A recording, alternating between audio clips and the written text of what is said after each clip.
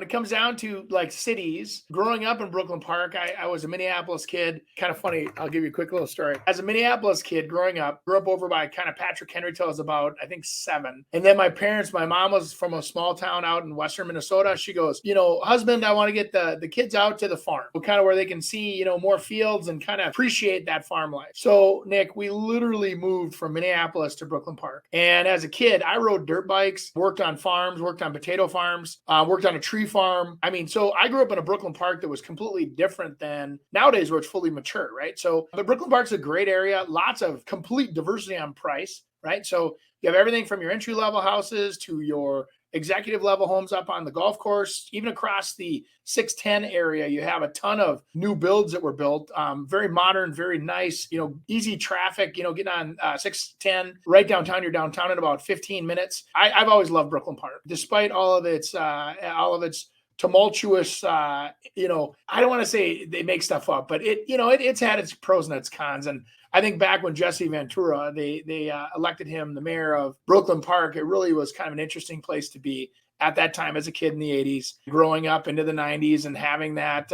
I loved it. I wouldn't have done it any other way. Now, when you go over to an area like Moundsview, which is really nice, you have a lot of smaller homes, big lots, which is kind of the way I remember that area, and they have fantastic schools. A lot of people are very, very into their schools there. So a lot of people will move there, buy a house, either renovate it or build something new. It's kind of like a rejuvenation area, but great on the inner loop of the cities there. So same thing, very close, even closer than Brooklyn Park for a commute to downtown. And when you're in Moundsview, you also have the commute to St. Paul, which is a little easier to do as well, because you're kind of right in between both cities on the inner loop. So great, close to shopping and everything. So I like both cities. I don't know. I mean, I picked Brooklyn Park only because I grew up there and I know everything about Brooklyn Park. And if anybody ever has any questions, the old Spud Fest and all that fun stuff over the years. And so Brooklyn Park's been good to me. Good job, Andy. Let's answer some questions here. Greg's got a couple. Yeah. What can you do when the seller's ex-spouse won't sign off on the deed? Ex-spouse won't sign off? Well, she shouldn't be your ex-spouse unless you... Couple of things. So this used to happen back in the day. I used to do some, I still will if the right deal comes along, but we bought a piece of land. This was over in Maple Grove. Piece of land actually couldn't clear the title because the farmer that was selling it back in the day had a divorce that was while he owned that property, he had a divorce. They signed everything and separated and whatever else, but they never signed her off on the actual ownership or off on the deed of the farmland. When it came to us making an offer, she had to approve the whole thing. Demanded an extra $10,000 and wanted a cut of whatever he made on that. And she said that it was her right. And that's why she strategically did that. And guess what happened? She got her cut because they, when you get a divorce, the one, so I guess I'm kind of going all the way around the building here. Sorry.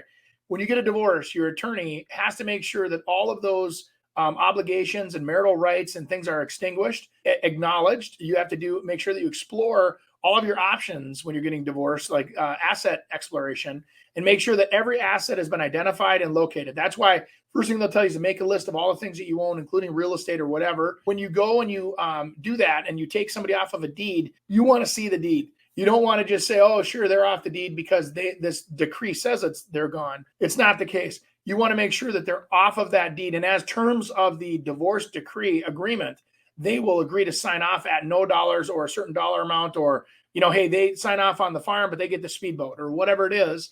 And so there's a lot of negotiating there. The other thing I would say is this. Before, I've had several customers do this where all of a sudden they fall in love and they own a property. They have a significant other that moves into the property. And to help out, that person says, hey, let me contribute some money towards the mortgage buy down. And or they've also helped with down payment assistance when buying properties. As a protective thing, the original buyer is allowing them to be put on the deed. What they really should be doing is something that's really interesting is instead of putting somebody on your deed, which it's a legal process to have that done. I mean, they don't have to, you're giving them the rights to the deed when you put them on there. So you have to sometimes pay them to get them off that deed. What I would say is filing a second mortgage or a lien against a property for the amount that they helped you with or the deposit they gave you is a lot easier, so that if you ever decide that in the future your relationship is over and having that agreement up front is a lot easier to separate in the future if the agreement's made up front. So it's like don't just throw them on the deed out of puppy dog love and, they should have you should always consult an attorney or an accountant or both and then make sure that your assets are protected and that whatever they give